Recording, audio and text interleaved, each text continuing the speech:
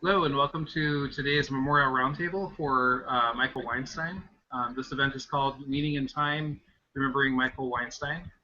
And today we have with us, in this members-only event, we have the Director of the Center for Cultural Technology, Arthur Croker, at University of Victoria, University of Hawaii at Manoa Professor of Political Science, Kathy Ferguson, and Northeastern instructor of politics and philosophy, Justin Mueller. And all three of them will be discussing the legacy of Michael Weinstein. And all three of them, from what I understand, are former students of Michael Weinstein and collaborated with him in various ways, either during their undergraduate years, as in the case of Kathy Ferguson in the late 60s and early 70s. And I believe it was around the same time for Arthur Croker at Purdue, and then Justin Mueller, who studied with him in the Zero Zeros more recently. And Mueller was actually his final student, final graduate student prior to his passing away. So we're really excited to have these people here and to be able to remember the legacy of Michael Weinstein. Weinstein was an influential thinker working at the intersection of political theory and media theory, and he passed away on September 17th, 2015. I just want to read a quote from Arthur Croker, kind of describing what his legacy was. And Arthur collaborated quite a bit with him in terms of co-publishing short essays, books, publishing books just by Michael Weinstein, but also books that they wrote together, like Data Trash, Theory of the Virtual Class, and some other very interesting things, including some reflections on ISIS that are still very timely. That was just from earlier this year. So, as Croker puts it, quote, if Weinstein could be so deeply insightful about the politics, culture, and subjectivity of technological society, it was because he was capable of assembling discrete historical events. The rise of the disciplinary state, austerity economics, virtual mind management, soft therapeutics of soft power, into a more comprehensive and compelling intellectual vision.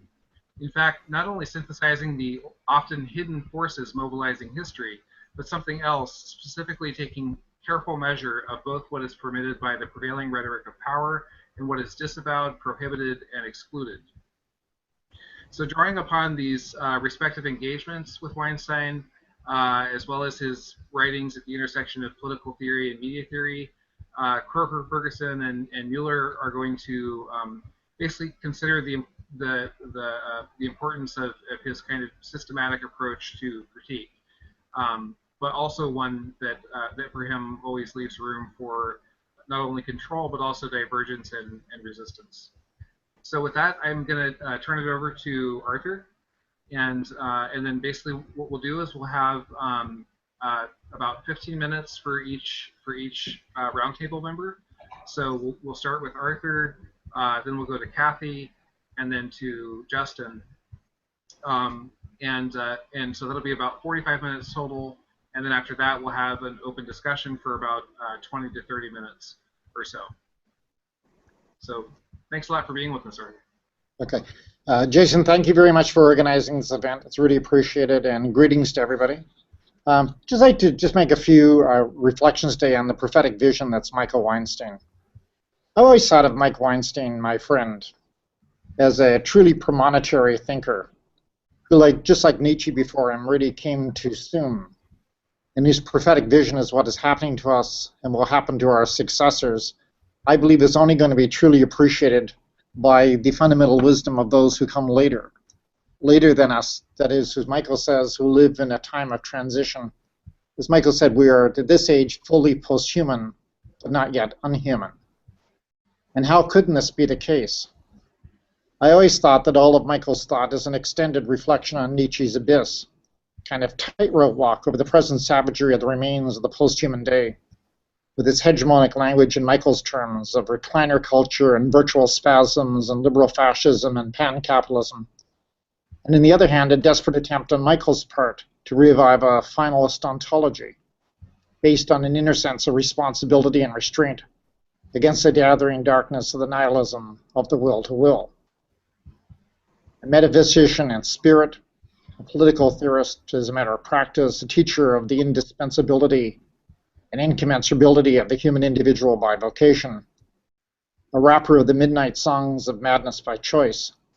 Mike Weinstein literally poeted the blast of reality in writing and songs and photography poems, in the classroom and conferences, in the music hall, in the art gallery, and in all those walks at the beginning end of sunny days. He was a theorist with a chilling analysis of the reality blast, in the grisly fullness of its denigrations and debasements. But most of all, he was a thinker incurably attracted to that dreamy hopes of that most recalcitrant and irrepressible of all things, that single, incommensurable spark of a human individual who's been touched by the grace of finalist ontology. In these twilight times, Mike looked everywhere for the glowing embers of a new ethic and political responsibility. Sometimes he looked in the manic rawness of rap verses, but sometimes as well, and often in the memory that was the classical American philosophy of Josiah Royce, William James, and Pearson, Dewey, and Santayana. He looked in the cosmic philosophy of those indispensable Mexican visionaries, Leopoldo Zia and Juan Ramos. He looked in the withering business critique of Elida Jordan and the cultural philosophy of Ferdinand Dumas, who was Quebec's parallel in finalist ontology with the thought of Miguel de Unamuno.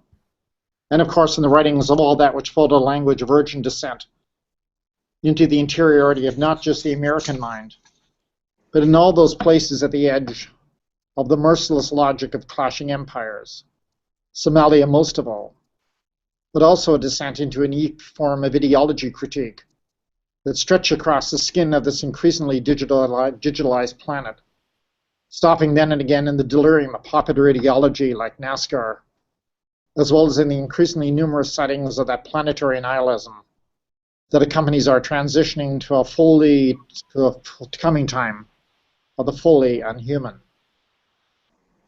Now, when I first met Mike in the mid-1960s, I remember him telling me on one of our very first talks together that agnostic Catholics like myself and rebel Jewish thinkers like himself were a good match, since we were accustomed by life habit to think in larger eschatological terms. Now, Michael, this was certainly true. I've always considered him the perfect exemplification of Camus' thought at the meridian, a thinker who lived between the violence in the midst of a society of cold rationality and a constant invocation of a finalist ontology that had something of the sweetness of the American spirit about it. Of course, living in the future, living in the heart of the heartland, in that access between the technocratic futurism of Purdue University and the big enterprise engine that's the Chicago Business Core, which has always been haunted by the smell of the long-gone stockyards. Mike Weinstein was truly one of the first American philosophers of the 21st century. Its prophet, its talisman, its diagnostician, its premonitory theorist who might have dispensed desperate rehabilitative counsel by day, but his nights were given over to a more remorseless thought of the future. When we wrote a book called Data Trash, The Theory of the Virtual Class, together in 1993 and pulled it up 20 years later with a long essay on scavenger time, that was this time of liberal fascism and ISIS and the quick elimination of human hopes and the rebellions of Egypt and Syria and the Ukraine, I stood fully instructed in the spirit of his remorseless logic. And consider, for example, these premonitory passages which were theorized by Michael in Data Trash. Just bear with me for a moment, because I thought Michael's voice should enter into this. It's a short piece that Michael wrote called Death of the Spasm Spirits, Chapter 3. Mike says this of our age: the present age is one of protracted, perhaps interminable recline. Nietzsche's prediction that we would see ascetic priests and blinking wonders at the end has come true, only the latter have proven to turn vicious under stress and become fascist. The ascetic priest, though never change, being necessary to all regimes, whatever their ideologies. Recline's the strategy of declining life.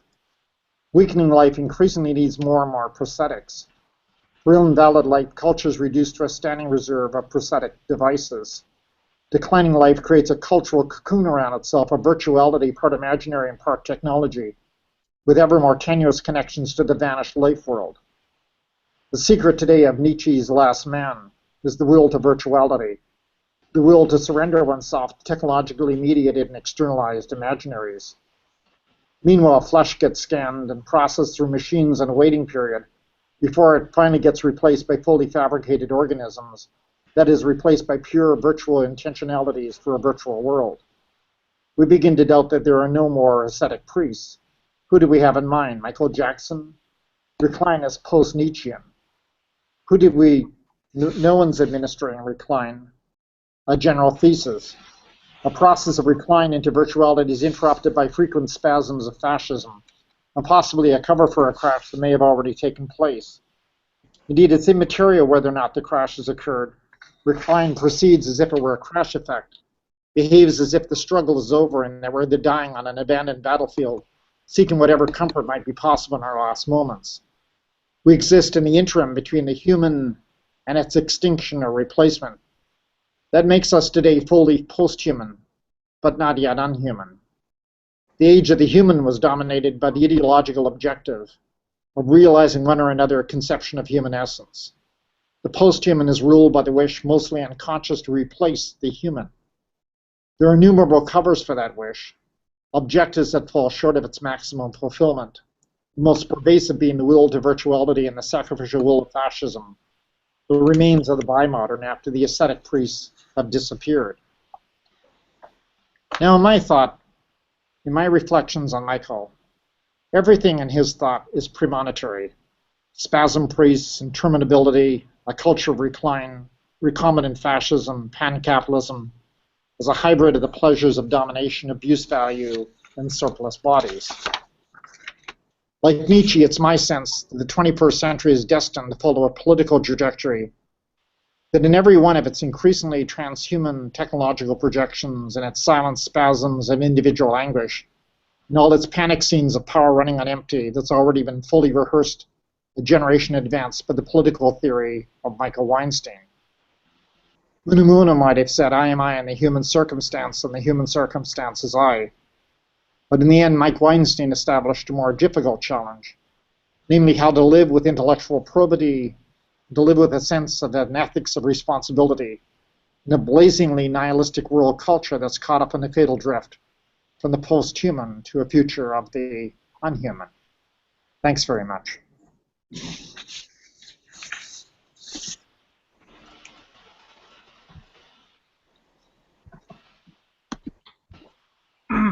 Thank you very much. And so next we'll turn to Kathy Ferguson. Thank you, Jason. Thanks for organizing this, and to all of you for speaking, and thank you, Arthur, for those words. I would like to talk about three things that I learned from Michael. As Jason mentioned, I was his student as an undergraduate from 1968 to 1972, and then subsequently through many years of correspondence and occasional visits and so forth. We stayed in touch for quite a long time, and I think he was the best teacher I ever had. And to the extent that I became a good teacher, I was much inspired by him. So here are the three things that I want to share with you. The first is how to teach. The second is how to do theory, and the third is how not to do theory. And of course, Michael would never have put it this way, but this is my sort of distilling down some of the insights and lessons. That's not the right word. Some inspirations, encouragements. That's what I'm going to call it. The three encouragements that he offered to me. So the first one, how to teach, and that is, and this I'm very much following Arthur's points here. In terms of the Nietzschean presence that Mike had, his classrooms were untimely in that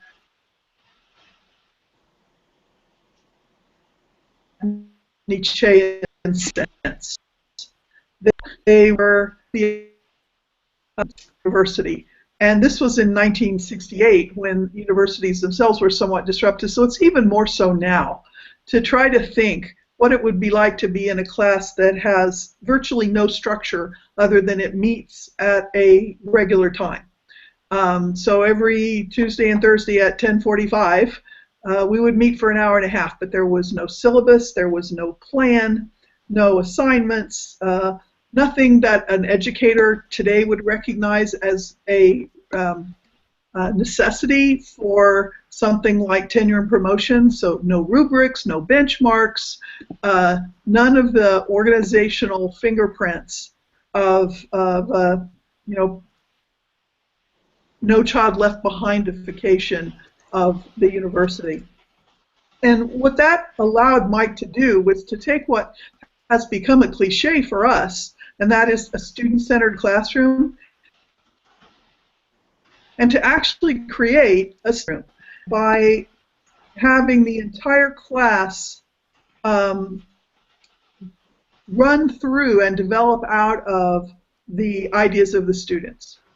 And so he would provoke us, invite us, build on everything we said, even the sort of least significant utterance that we could come up with, find a way to take it somewhere. And in the process, I think that it makes a place for what does not yet exist. And the thing that did not yet exist was us as political thinkers. And allowed us that chance to emerge. Okay, so a way that I think about Mike's classroom is the way that Judith Butler described anarchism. She called it creative improvisation. And this was very much what the classroom was like. And I understand from Justin and others, and Justin may talk about this, that it gained a bit of structure at the graduate level, that there would be a syllabus put together by the interests of the students, although readings guided by student questions, days of this, that it was really creative improvisation, and it went where the students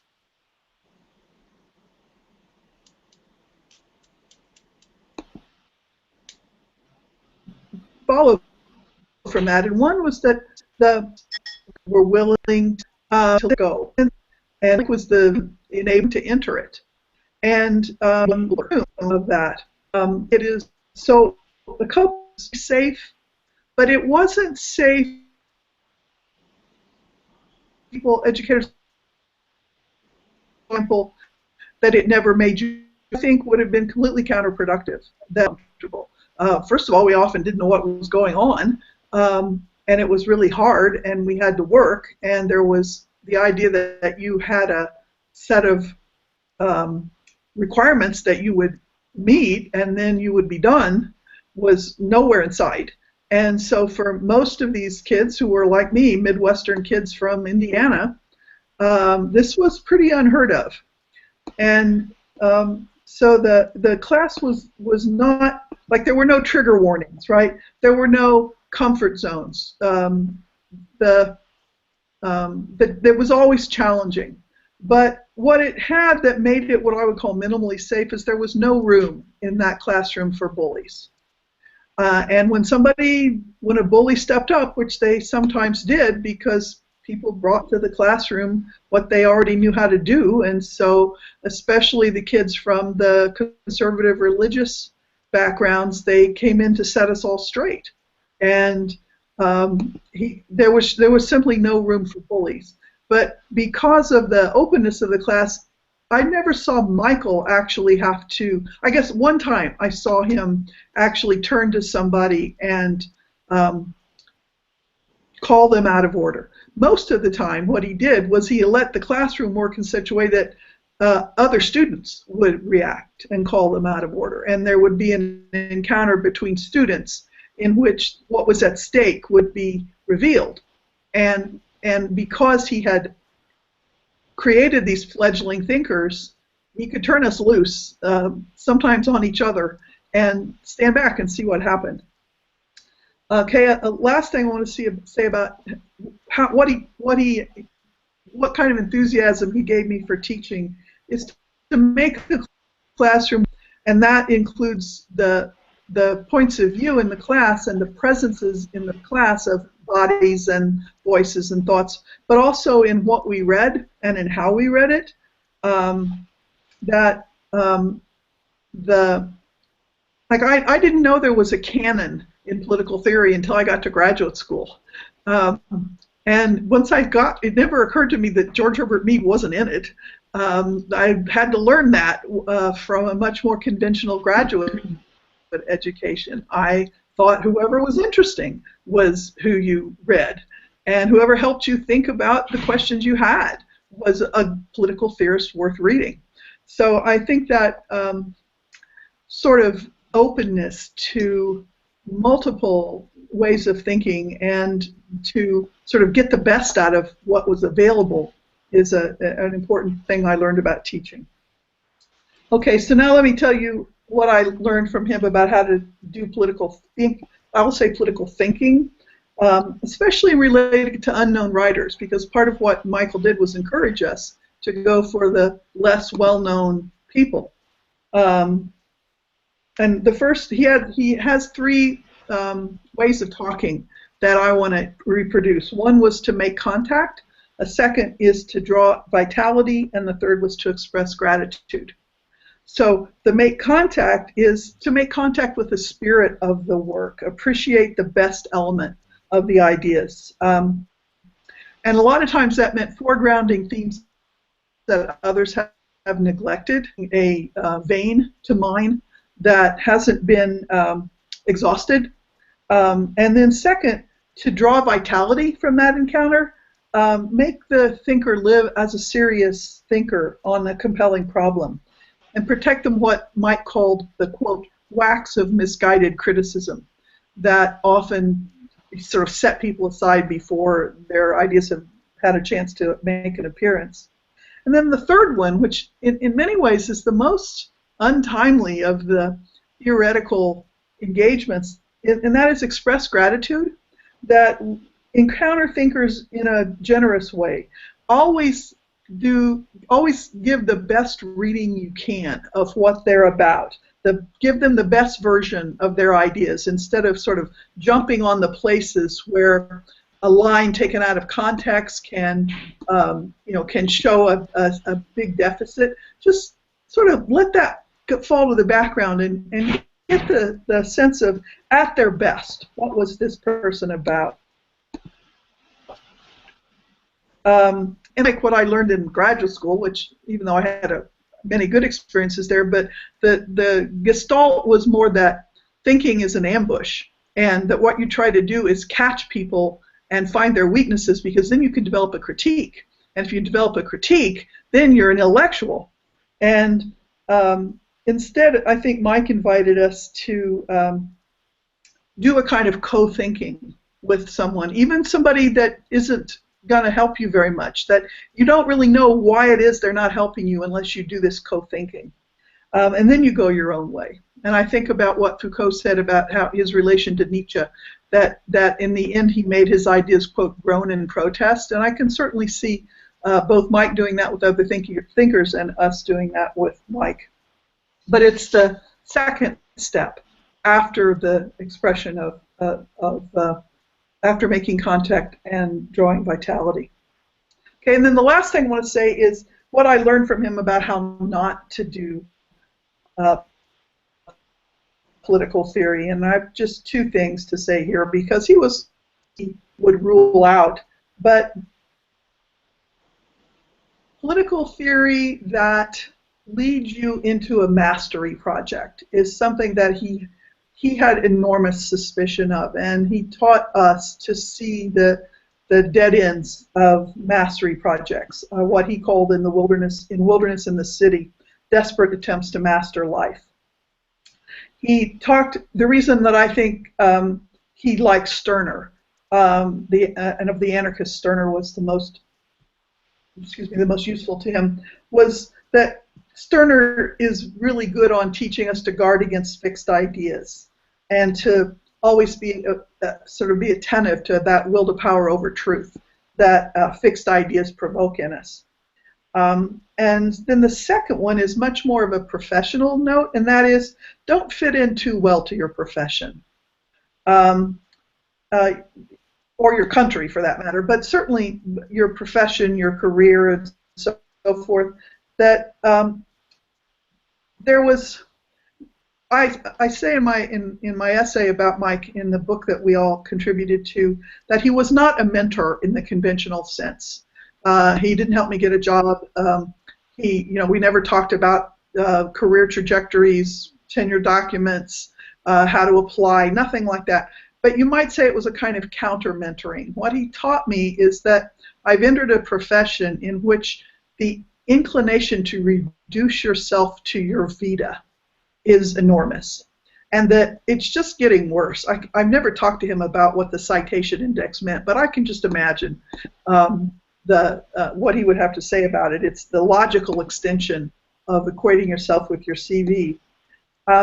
And I think about something I read recently in looking back at Arendt's Eichmann in Jerusalem, where she talked about how with Eichmann there was no friction between himself and his circumstances.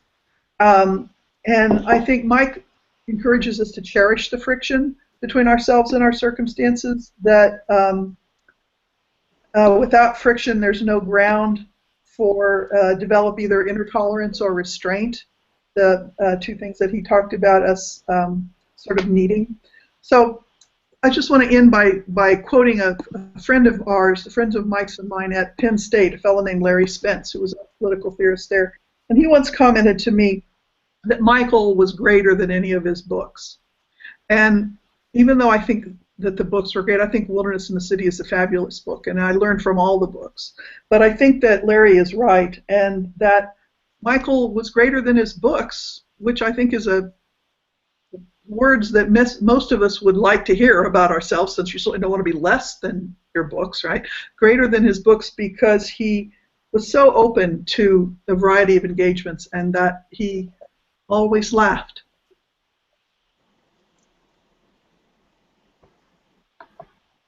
Thank you, Kathy. Okay, and now we'll turn to Justin Mueller, and after that we'll move to an open discussion. Hey everybody. Today I thought I would kind of build on both Arthur and Kathy, and it's good to see you both. I thought I'd hit on a theme of something that was particularly important in Mike's work for myself, but that I think really unifies a lot of his projects. So Mike was very busy all the time. He definitely, as he would describe it, he tried to suck all the pleasure he could out of life. And so he did photography criticism. He was a punk rocker. He was an excellent teacher. He was a prolific writer. But I think something that is unified through all of these things is really his respect for concrete individual particularity. I mean, concrete durational beings is the term that comes up a lot in his work. But the recognition that we are very fragile, we're very unique, and even if we aren't special in the sense that we have a plan, there's a plan out there for all of us, there is a fragile particularity to each of our lives. And I think, building off of what you were saying, Kathy, that really leads to the recognition of this for him. Definitely leads to respect for the uniqueness of these students, the fragility of their lives, the importance of their concerns when they're trying to build some sense of self in a classroom when you're in your early 20s, late teens. And it makes him a very generous person. And it made him a very generous teacher. And it made him a very, I think this practice carries over in his photography criticism. So there's an excellent interview in his photography criticism with Jane Fulton. And I'm just going to read a short passage of it, but I think it really captures the spirit of a lot of his other work as well. And so Jane Fulton asks him, what is your concept of the role of an art critic? And he says, my practice as an art critic is what the Italian philosopher of the first half of the 20th century Benedetto Croce called immanent criticism. And by that, he meant that the critic should not come to a work or a body of work with a set of standards or values that would then be applied to judge the work, but instead should seek to get inside the work and relive it as the artist intended it to be experienced, if at all possible. So having followed that procedure to the best of his or her ability, the critic would then seek to express the experience of that work in words. And the way I put it is that the work is a gift given to the viewer from the artist, and I want to honor that gift by experiencing it as much as possible as the artist wants me to appreciate it. And I would not have any interest in art if it did not provide me with access to the vision of another person, not my own vision or a vision that I personally prefer and impose on it. And this kind of attentive respect for particularity and experience, definitely, as you were saying, it cut out a little bit, I think, but I will talk about that a little bit too. Just in the classroom, they were always unique. He had no plan, or when he did have a plan, it was something that was generative. So for instance, one of the seminars I remember with Robert Aprisco, who was also involved in editing the book we put together on Mike. In that seminar, we had no idea what we were doing the first day. We showed up, and he's like, okay, what do you guys want to learn this semester? And we ended up putting together a syllabus that had, I think, Third Reich fascists, Al-Ghazali, Averroes, John Locke, Emma Goldman, Max Stirner, and Gustave Le Bon. And he turns this, he's like, okay, give me a minute. And he turns this into this beautiful arc of exploration about the tensions between individuated lived experience and collective life, and the demands between what Arthur is talking about, between some of this tension, this attractiveness, this lure of kind of giving yourself over to technocratic rationality, giving yourself over to embracing mass digital culture, and the contrary demands between desiring individuated lived experience, between desiring recognition of your uniqueness, of having a place in the world, and these tensions together. And so, yeah, it's really interesting to me. I only kind of discovered his photography life a little bit towards the end after he passed.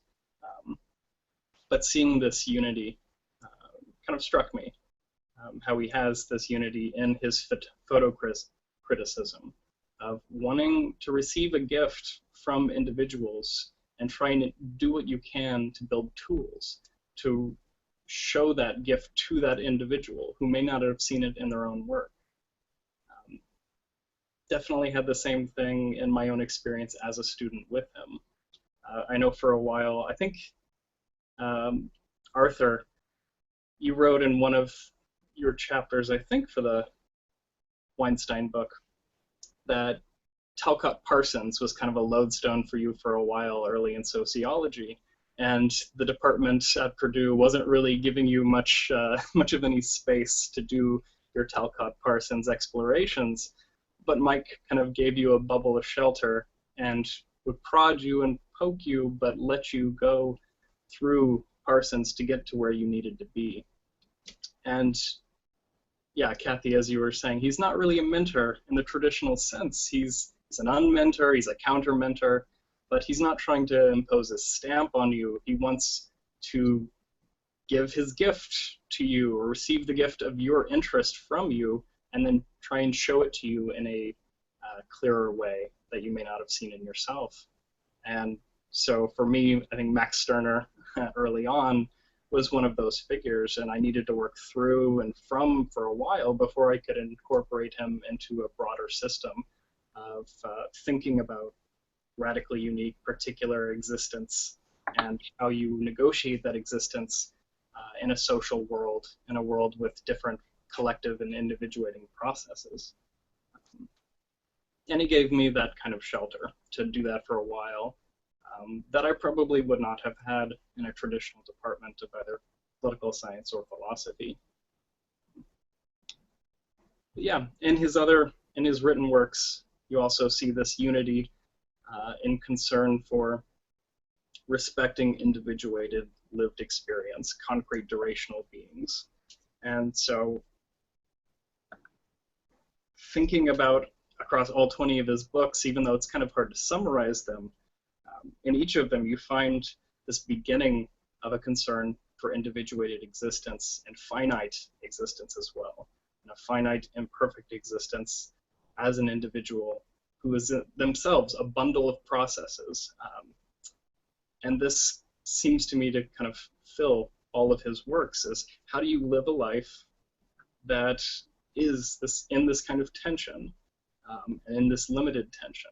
How do you fill your life with content without either giving yourself over to this mass psychology, mass technocratic rationality, or destroying yourself?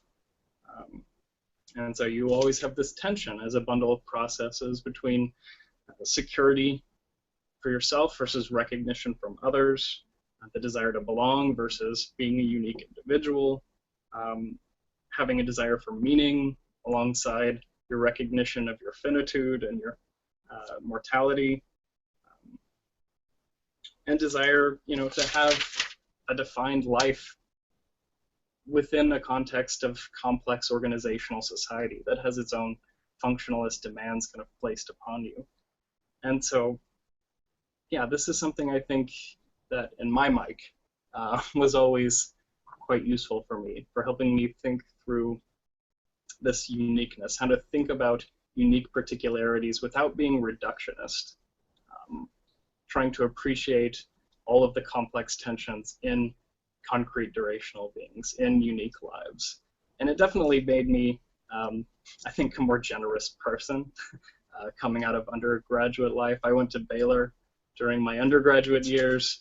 I didn't quite fit in there, and so reacting to that tension of a very reactionary, very conservative culture, and trying to put on armor to survive through that.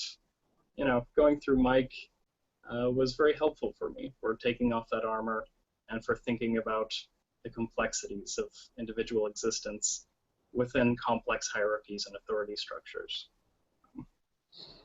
But yeah, I think also, just as a final point to say, is that as you were trying to say, Kathy, or as I understood from you saying, but I'd just like to repeat it, he didn't give a guideline, he gave suggestions, tools, offerings, and let us use those offerings as we could.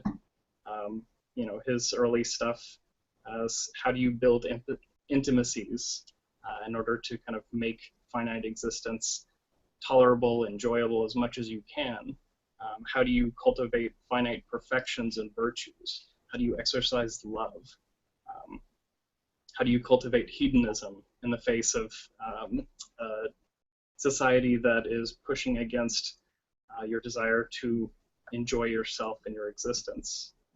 And he also kind of prophesied against, as you wrote, Arthur, this potential turn in American society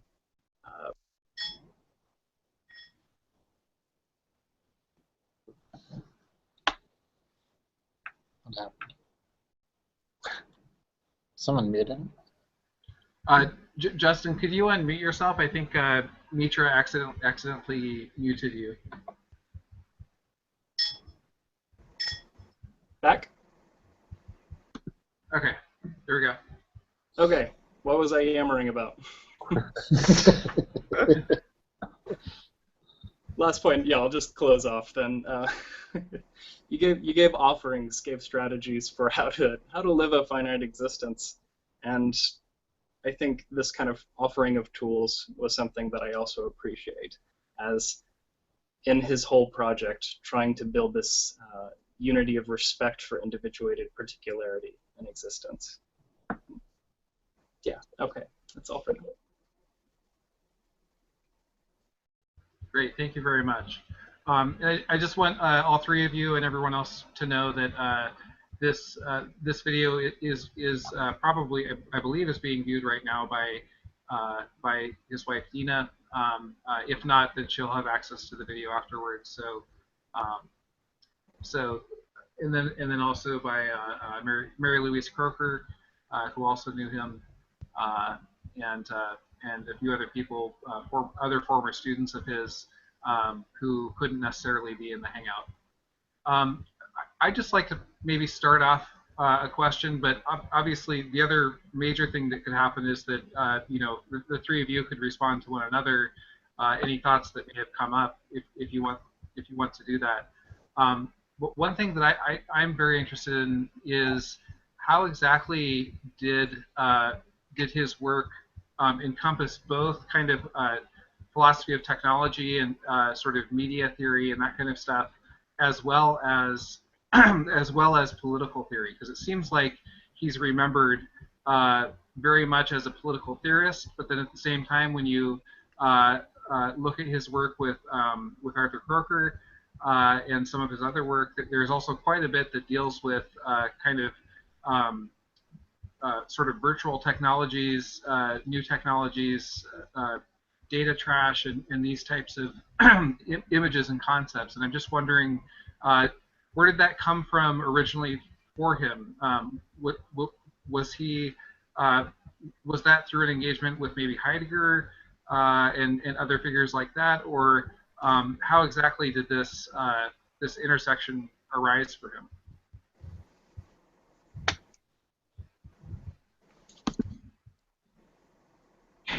I would maybe pose that to Arthur if possible. Yeah. Perhaps I go. Let me just. Yeah, it's a really good reflection. For myself, they're indispensably related to one another. Michael's political theory, as reflected in The Wilderness of the City, the last chapter of The Wilderness of the City, is a continuous and intense meditation on American culture as a world, not American culture in its particularity, but American culture as also the world philosophy. And for Michael, American culture is reading the world as a whole, is trapped between the radical distemper of the war spirit on the one hand and a flagging spirit of acedia on the other. And the entire book and his reflection on American classical philosophy was to find in thinkers like James and Dewey and Josiah Rice and Pierce this possibility for self-restraint and self-responsibility. How do you mediate between collective overdetermination and individual responsibility? His move to a systematic reflection on the question of technology, certainly guided by Heidegger, but it was really guided under the spirit of thinking through what would Nietzsche's will to power mean in the 21st century. And as Michael said, Nietzsche's actually understated the case, that the will to power has become what Heidegger, picking up from Nietzsche, later would call the will to will. And the will to will has transformed itself into a human culture which wants as desperately as possible to get rid of itself, to simply abandon the conception of the human and of embodied flesh, and to migrate under the auspices of the ideology of transhumanism, who Michael called quislings and fifth columnists, to simply a machine-imbricated culture itself. For Michael is a reflection on, well, what happens to human spirit? What happens to individuality? And a transitional phase in which we move from the post-human to a spirit of the unhuman itself. And it's a reflection on that at an individual level and a collective level and a whole variety of different levels. So I just see them as just as different prisms or angles of vision and exactly the same eschatological and philosophical problematic. Mm-hmm. Right. Yeah, that makes sense. And then maybe for Kathy and Justin, to what extent would you say that, because obviously pretty much any critical thinker today, especially in North America, either tends to lean a little more towards Marxism in some way, or a little more towards anarchism. And I know Kathy has done a lot of really interesting work in anarchism that goes all the way back to, I believe, to those days. So I don't know if he was already sort of teaching on those types of ideas at that time or not, or if Kathy, if you kind of encountered those ideas a little more on your own, and then with Justin, with Max Stirner, I'm just curious if that was something that he introduced you to, or or did you kind of pursue that? And then, to what extent did Marx and kind of Marxist ideas play a role in his ideas, or did he tend to lean a little more towards the anarchic side? Kathy, would you like to go To first? that question, sure. Was that for me? Yeah. Okay. My answer is that because Mike much responded to what his students' interests were, that I can't really remember a time when he directed me to anything, with one exception, and that is a book that he recommended I read on sort of the development of rationalism, based on some things that I had said in class. And I looked at that book and I thought, oh my God, this is terribly boring. I'd better learn to think a little better. So it was more a cautionary tale than an actual guidance, because it seemed to me that I was 17, so I cut myself a little slack here, but still, that I was mouthing banalities, and that he was doing his best to offer a way that might be developed a little bit. And so I decided I need to, up my game. At the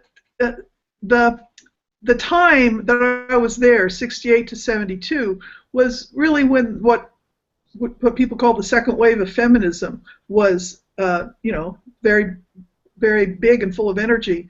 And what Mike did was gently guide me to Simone de Beauvoir and feminist theory in 1968. Like, you could read it all, which is mind-blowing when you think now, if you tried to read it all, what would that look like?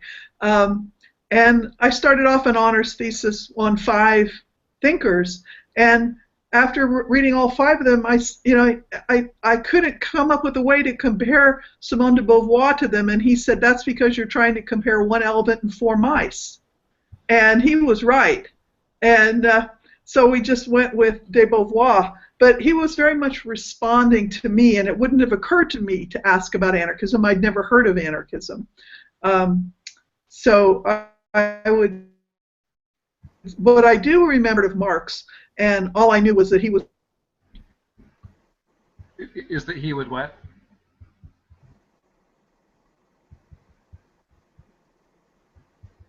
Kathy, could you say that one more time? Which part? You said you do remember him mentioning Marx, and all you know is that he would. Well, just that there was no Marx at all, and I vaguely remember someone bringing it up in class, and he just steered us. He wasn't interested. That wasn't.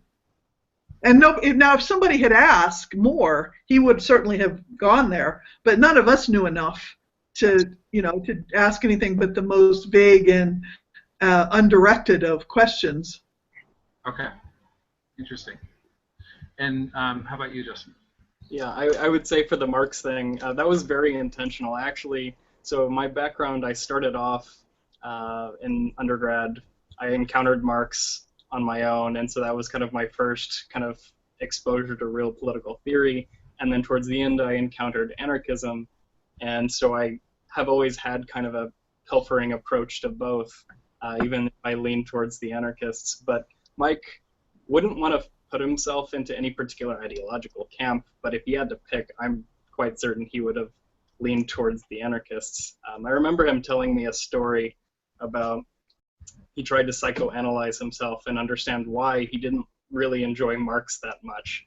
And there are theoretical reasons in terms of, the idea of like economic reductionism and these kinds of things. But one story he gave was that when he was younger, much of his family was communists, except his immediate family. And he has a memory of his father kind of being berated at the table by an uncle or something about not supporting a particular aspect of Soviet policy or something. And so I think this kind of, at least according to him, built this long time kind of subtle revulsion or subtle resistance to resistance to Marx. And much of American philosophy, I mean, it seems like is how do you understand individuated lived experience in a complex society with powers and dominations without turning to Marx. And so, yeah, I think he would definitely have resistance to Marx, though he would use them as well. I mean, his method that he would call love piracy or thought piracy was how do you generously take what the person offers and then retool that and use it towards your own ends. So he would pilfer from Marx, but he would always want to go beyond Marx. Okay. Yeah. In terms of that life story just reminds me of Paul Virilio a little bit because his father was communist, and basically he kind of revolted against his father, and that's why Virilio was somewhat critical of Marxism. But anyway, sorry, go ahead. Yeah. I would just want to also just jump in on Arthur's point just real quickly, and that I think there's definite continuity between his political theory and his digital media work. I mean, much of his project starts from the assumption or starts from the observation that we're finite beings, and part of the tension of being a finite mortal being is one of your desires is to securitize yourself, to defend your existence, to try and have some sense of persistence and place in the world. And that's not the only desire we have, but it's there. And much of what he wants to do is, affirm a finite, contradictory existence that can't simply rest in some self-satisfied place. You always have these tensions for recognition or individuality, exposure to new experience, but defense against harmful ones, and giving yourself over to collective post-human digital technocracy and the externalization of mind. It's just like war spirit nationalism. It's an externalized meaning system that can try and give you some sense of security, some sense of solidity going beyond your finite individuated existence. So yeah, I would see them as definitely being contiguous. And so yeah, Stirner, could you rephrase or repeat the question on Stirner? Yeah, I was just curious how Stirner kind of played a role, because obviously Nietzsche was very central to Michael's work, but I'm just wondering about Stirner, and if that was something that you were yourself interested in, or did he kind of make a sort of Nietzsche-Stirner connection for you? Yeah, it was somebody I was interested in, and it just so happened that that also was something he had used. And so in the book that we all wrote for the edited collection for him, my chapter contribution there is on the relationship between Mike and Stirner.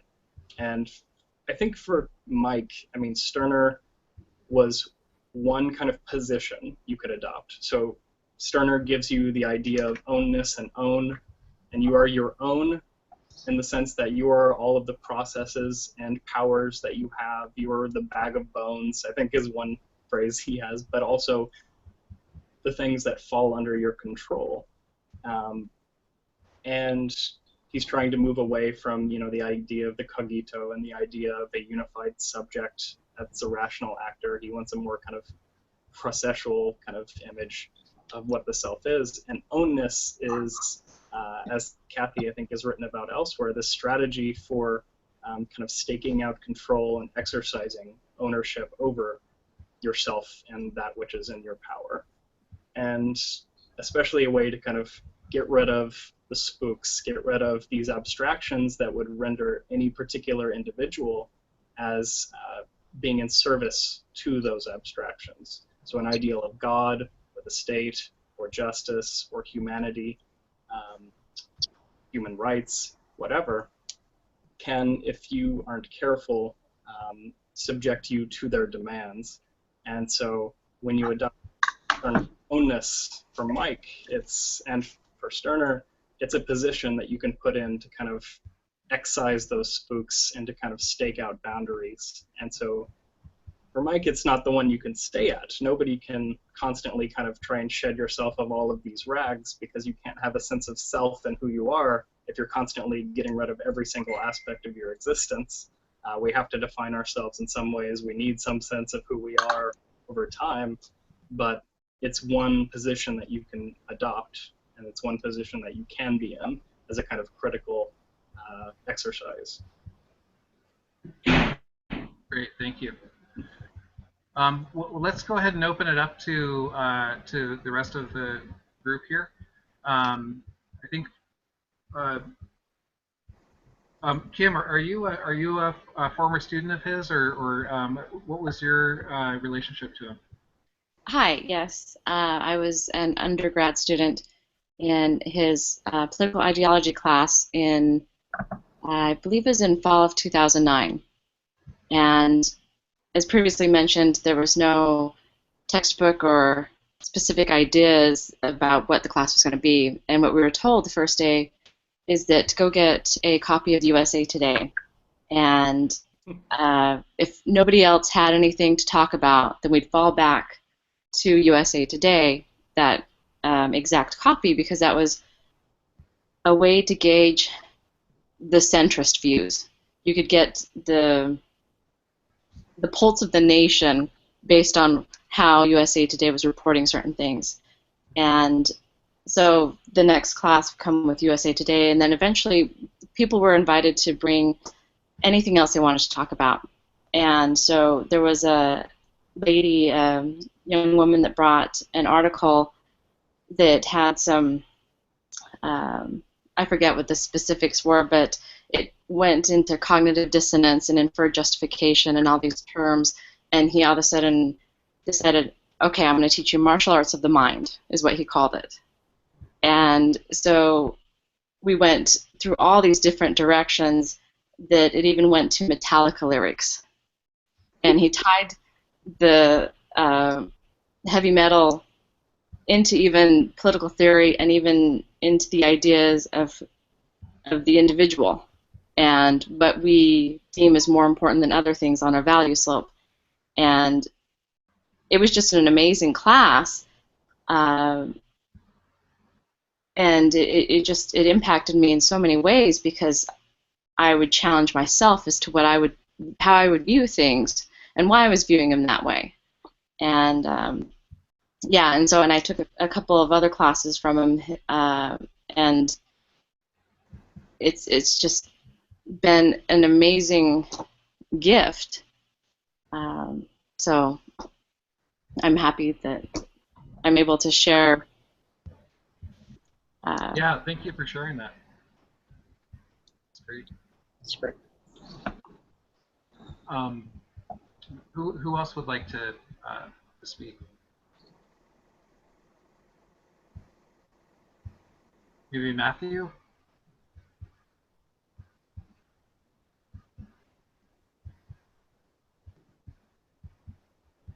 Oh, actually, there are a couple questions here on the side, which I can kind of read out loud. So Matthew raises a question. He says, I'm curious what Arthur thinks about how virtual spaces have changed how we perceive the body.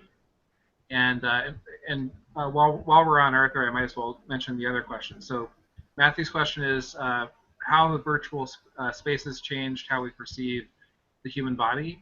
And Giancarlo's question is, he's curious about the relationship with the CCRU, with Mark Fisher, Nick Land in the UK, and kind of how did that relate to the book Data Trash, and to Arthur's work and Michael's work?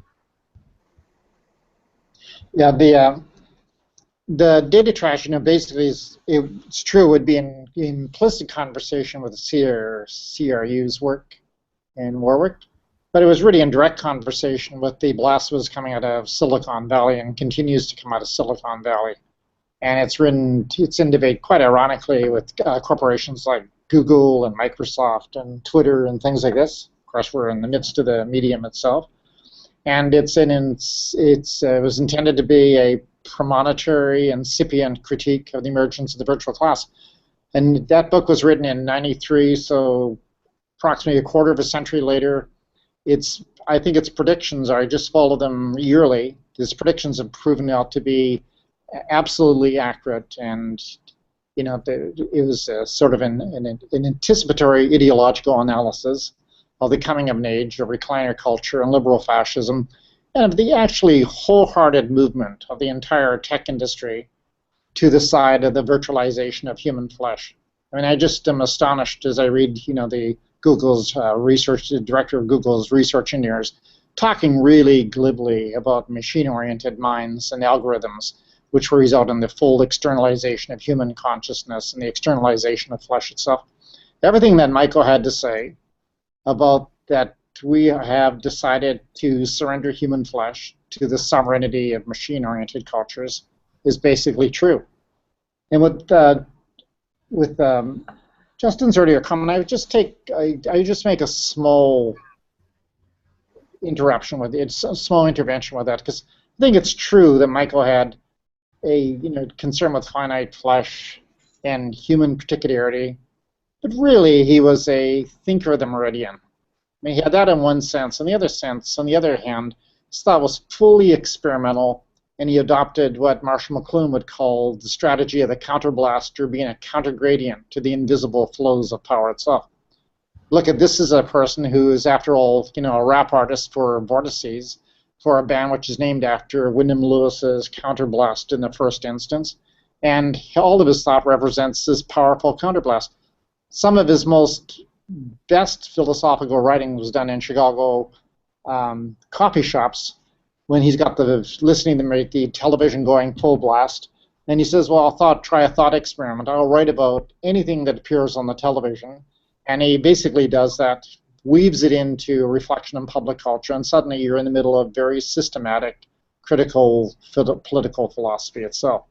I mean, he was a thinker who thought, in response to the other comment by Matthew, that virtual spaces, it's not simply how we perceive the body, but that the crisis which goes on today is the crisis of disembodiment, of humiliation of human beings before the image of themselves and the image simulacra in themselves. For Michael, this is directly ideological terrain, and we are living in profound eschatological end times in his sense.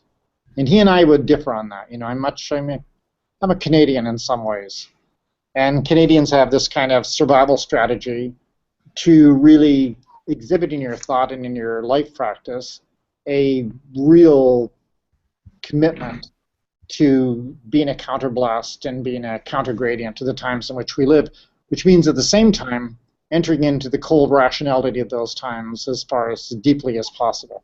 I mean, a text that we wrote in Data Trash would be against that. The text we most recently wrote for C Theory on ISIS and the caliphate and thinking of the emergence of liberal fascism and the confusion of empires in response to the very renegade forces murderous forces that they've called up in the world, is a reflection of that as well. So on those grounds, Michael and I found lots of common spirit and with certain philosophical differences.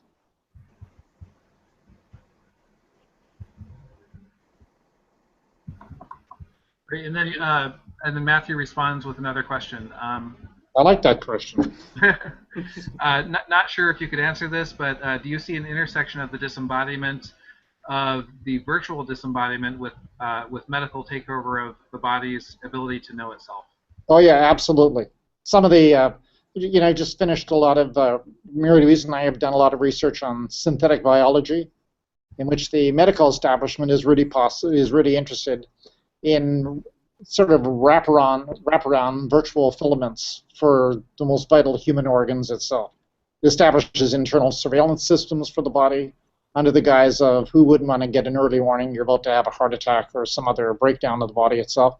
But it really represents, the first really significant movement of technologies of disembodiment into the most vital organs of human existence itself, of fleshly existence itself.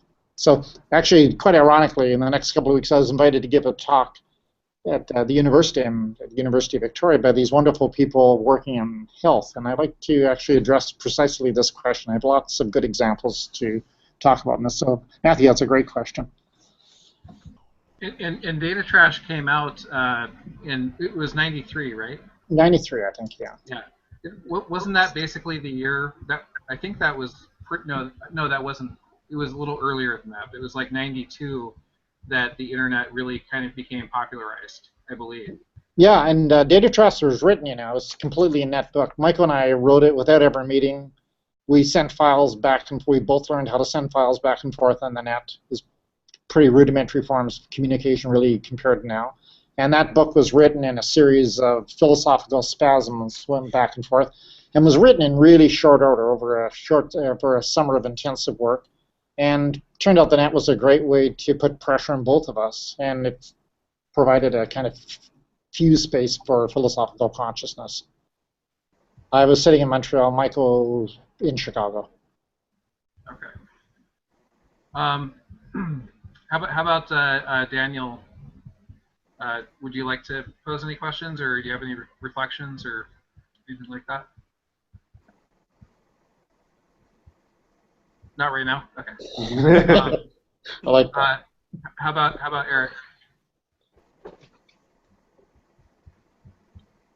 Eric's. We have one from Giancarlo. Eric is typing out a question.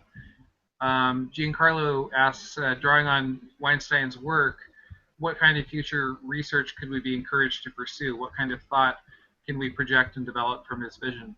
And maybe I'll turn that over to Kathy. Well,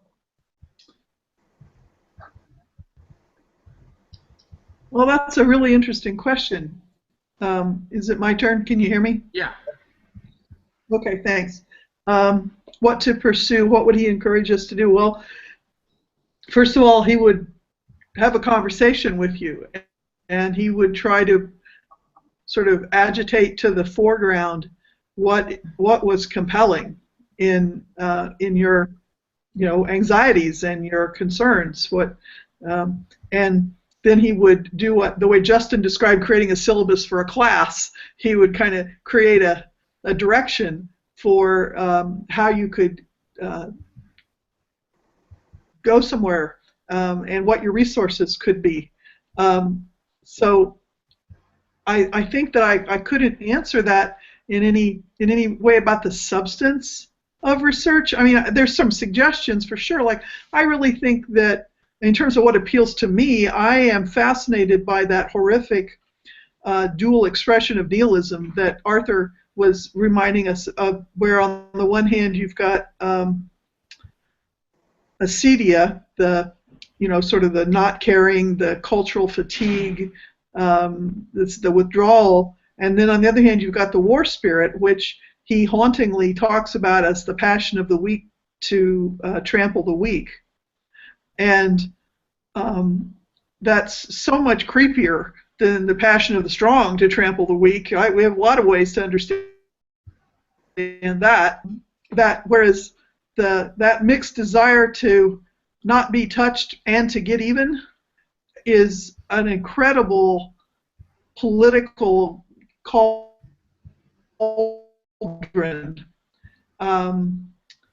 And what I would do if I wanted to answer that question for myself is I would dip into something of his with your own questions always pushed to the forefront.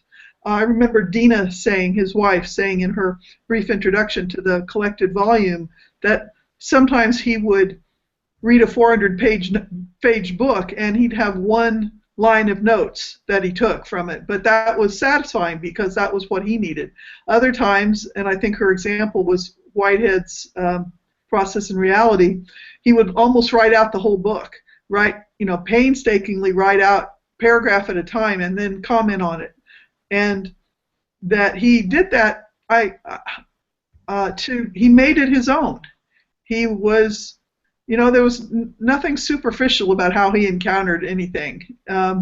He took it in, he molded over, he gave it a lot of opportunity to do its work, And I think that that's what, if you're going to try to inspired by Mike, it would be more broadly speaking that method.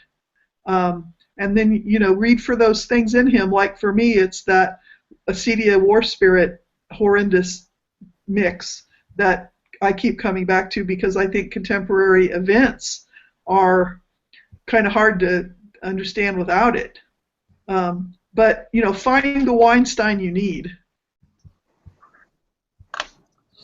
And like, what kind of thought and what kind of thought can we project and develop from Weinstein's vision? What particular angles might we take, or intersections? Wow. And that could be for maybe Arthur or Justin. Justin, you want to go ahead? Sure. State that one more time. It cut out a little bit for me. Actually, I think it's kind of a continuation of the original question. The original question was, what kind of future research could we be encouraged to pursue, and what kind of thought can we project and develop from its vision? So, because what I'm hearing is that he had sort of like a teaching approach where he would sort of try to draw out of you what your kind of pre-existing interests might be, and maybe take it a few steps further. But to what extent was his own work, if you were just to sort of extrapolate from his work, where might you go, basically? Yeah. I mean, for him, it's the difficulty of answering the question. I agree with Kathy. It's because it's so individuated on the person. For his work, I don't know. I mean, with some of his final stuff, his last piece that he put together in terms of reflection on his own work was this idea of integrated consciousness. And I think he was having a bit of a turn back to Husserl and shelving existentialism kind of in some final way for him. But in a very simple way, in terms of life philosophy, his ended up point was, I am a finite collection of processes. I'm pulled towards affirmation of existence and defense of it. I wake up, I blink into existence, then I blink out, I blink in, I blink out, and someday I won't, and I want to suck up all the pleasure I can. And so in terms of life philosophy, that seems to be much of where he ended up. In terms of analytics of the world, I think a lot of these themes that we've been hitting on is trying to kind of look sideways at what you can talk about and what you can't talk about, what is seen as normal in politics and what is kind of masked along the way, and really asking what do particular modes of collective existence do for individual people? What is being satisfied out of that? What is being suppressed out of that? And so I guess I could give 3 examples in terms of the last kind of graduate students he had. So Robert Aprisco edited one of the collections on Mike's work, and his work ends up being about honor. And he draws quite a bit from Weinstein in terms of inspiration about what the function of honor is, how it operates as a social control mechanism, how it's integrated into defining the self. And he's very much drawing from concerns about these inner tensions that Mike identifies between openness and securitization, between desire for recognition, self-definition. And in my own work, it ends up appearing as an analysis of kind of political obligation discourse and how people try to either individuate themselves or integrate their timelines and their temporalities into larger collective temporalities and larger collective regulative mechanisms. And one of our other kind of classmates was writing on political Islam and how do you have an Islamic identity, how do you have an Islamic politics in the modern age with a modern state? And so this navigation between complex collective demands and systems of control and defining who you are in relation to these and trying to integrate and navigate those complexities it looks very different depending on what your concerns are and what your actual anxieties are as a student who wants to use his tools. And so this is maybe one of the tensions and kind of, or one of the difficulties in trying to describe, what his research plan tells us to do. Okay. Yeah. Jason, can I add something? Yes, please. I was thinking about how so many of Mike's students are not people who are professional academics or would consider themselves intellectuals, right? I mean, he had a broad range of students that went through those undergraduate classes for all those years. And one of them was my roommate, Peggy Delman Cox, who basically took his class one semester because she'd heard me talking about it for 3 years and decided she needed to see. And so when I wrote my piece for our collection, I wrote to all the people that I knew who had been his students, including Peggy. And here it's 40 years later. She's had a career in a completely different, totally non-academic vein. And what she remembered was that he gave her he gave the beginnings of her ideas enough dignity that she could develop them. And that that opportunity to think of oneself as a political thinker, and it wasn't about a career, it was about a life, was something that I think a lot of students have taken away.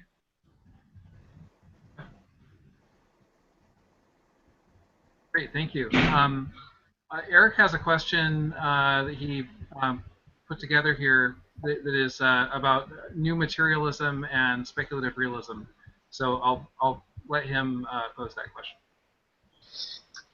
Cool, thanks. You can hear me good? Yeah? You can. It's a good question, Eric. Cool. Oh, well, thanks. Yeah, I mean, and then I realized, I can talk, so I can actually, so it's funny. And you wrote it too well. Geez, I can actually say something. This is the benefit of new technology. Yeah, I mean, I read Data Trash, and I've read, Work by Yourself and by Weinstein, and I love Data Trash. It's a great book, and so I just wanted to say first, thanks for this talk and for the work you've done, and it's been for me really helpful in sort of thinking through my practice and figuring out sort of like a roadmap and this sort of space between I guess politics and technology, and then what I started to mention, which sort of forms the hub of my question, which is, I have a background as a scientist and also a kind of new media artist and writer, and this space between that is, kind of complementary in that you're using these technologies and the products of these sciences to create work, but also the sort of fraught relationships where you're trying to problematize them or you're trying to expand where science can be done or thought in relation to science can happen, and how you can sort of both kind of democratize what's going on and sort of like more people think about science, non-professionals, different disciplines, putting together maybe a healthier picture of it, and at the same time kind of be able to critique it a little bit, kind of go and look at technology from not just a functional standpoint, but a critical standpoint, and sort of how cultural thought and artistic and humanities-based thought can offer a lot there. And yeah, so I've personally found a lot of connections between, and I'm reading this sort of, what you can loosely call somewhat pro-science kind of movements where they're like, it's okay to be a materialist or a realist on some level. Not everything's purely perspectival and so on. And at the same time, I find in what I've read in your work a sort of almost like a biotechnological kind of thought that the body and the flesh is always a big concern, and I find through that there's kind of a crossover. But maybe where I'm not sure is where this sort of question of the objective or the real or the sort of this sort of materialist realism, and how that, what you might think of that, how that might relate or not relate to your thought, and if it might relate, for example, through that sort of the question of biology and how we can think that, and how that's maybe a kind of realism or materialism. Yeah. Well, that's a great question. A question stated orally and in writing as well. This is one of those great intellectual gifts. And I've thought, and Michael's thought as well, a lot about new materialism. And I teach new materialism, and there's wonderful texts, right? There's Jane Bennett's work on the new materialism. There's Brian Masumi's work on virtual parables. It's a wonderful book by Sarah Ahmed on cultural politics, all of which ranges through speculative realism and new materialism itself. And I must say, all of which I'm so ecstatically swept away with. I'm so suspicious of it at the same time. And I'm suspicious of it because I don't think that it's about materialism at all. I think it's about the recovery of a new form of pragmatism. It's about affect theory, which is the code word which circulates everywhere. And affect theory was correctly identified in the 1950s by Calcutt Parsons as one of the real circulating symbolic media of exchange, as one of the premonitory signs of the coming of a fully cybernetic society and the replacement of human flesh. So I find it really strange in affect theory when there's such an active denunciation of emotions and a pronunciation in favor of affect itself, this kind of circulating medium of exchange, this externalization of emotion in favor of for a movement through a cybernetic culture itself. So I just think that theoretically and in terms of political economy, that is the ground for the constitution of a society of affect. It's part of the society of the externalization of mind and disembodiment of human flesh itself. So I find it really ironic that this is the hook, the philosophical hook and emotional hook, that the return of a so-called new materialism would place its bets on. I think it better to think of the actual material reality within which we live, which is a reality of hypermaterialism, consisting of two things which are in absolute coalition with one another: embodied, denigrated, humiliated human flesh, with all of its corporate vicissitudes of corporeal life on the one hand, and on the other hand, the really powerful cybernetic hooks of a society of affect, which moves as one of the ideological main forces of the coming to be of a society of complete disembodiment itself. We live in that interstices, in that intermediate space itself. And there are really good artists that have thought of this, right? And whose life project as artists, like Stellark in Australia. Stellark works, trying to desperately develop a language of human survival in the most deeply ethical sense, in the midst of a profound, intensive movement into recombinant culture. And Stellark's hung himself by hooks. Stellark has turned his own body into performance art. He's got, after all, he doesn't just have the third arm itself. The last time I saw Stellark, he had the third ear, which was attached to his arm. We gave a talk together in Berlin, in which, he has a hard time getting surgeons to do the final connection so the ear can actually hear itself on his arm itself. Or think of the artist of Jenny Holzer, right? Jenny Holzer is, some of the most recent performance writing art has just been really powerful with this intimations and evocations of the tortured human voice itself. So I just think that that form of materialism is reached by artists, by the artistic imagination, a lot quicker than theorists working in the language of new materialism are writing that. And I say that with no sense of criticism. Because Jane Bennett's writing is wonderful, Brian's writing is wonderful, and Sarah Ahmed certainly is pretty powerful writing. I just think we really need to really think through the curious relationship between new materialism and affect theory itself, when pan-capitalist culture prides itself aesthetically on the fact that it will put itself most deeply into the emotionality of human beings, through, in fact, sweeping us away in a society of affect in its own terms itself. So that would be my response to that. At the university I'm at, and in graduate seminars, we have these debates continuously. And the debates that I've had with Michael as well, right? Kathy had such a good reflection on, thinking about Michael's The War Machine and Tucedia. And I would just add one thing, because to the original question, which was posed like, what kind of research would you do? I think the researcher needs to be on, well, what happens when Acedia and the War Machine aren't separate things anymore, but they move back on one another? What happens when the War Machine actually literally gets sick of itself in Nietzsche's terms, and then begins to spew debasements out in culture. I mean, I'll tell you, War Machine, Donald Trump. I've had my eye on him. I thought, well, here's a War Machine, which is a new form of sickliness, combining, virulent power, media power on the one hand, and on the other hand, a person who, as far as I can see, in terms of my medical diagnosis from philosophy, is thoroughly sick of himself and is taking self-denigration and self-abuse into an art form in American culture and being applauded for it. Just this very morning,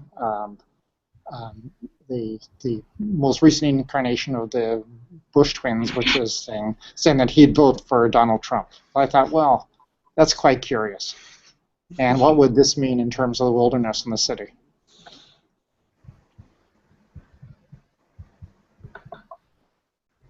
That was awesome. You're welcome. Thank you all very much. And so I guess I'll just say, is there any last questions that anyone wants to pose, or any last sort of reflections that the panel members want to make? Because we are entering basically the end of the event. So yeah, any last reflections or anything like that? I have a thought I'd like to add to Arthur's. First, Arthur, whom I read about and read for many years, and so this was a great experience for me. And to actually speak with Justin on something other than email, that was great. But I want to say that just this morning, too, I was thinking of Mike, and that was reading about the shootings at the Planned Parenthood in Colorado. It seemed to me that acedia and war spirit just put themselves together and walked out of that trailer in nowhere, Colorado, with a bunch of guns, and went and shot a bunch of people who provide health care for women. And while I am, and of course we're sick to hear about it, and horrified and disturbed, and Mike gives us a few tools, not to get away from being sick and disturbed, but to, I don't know, do something with that response and think it.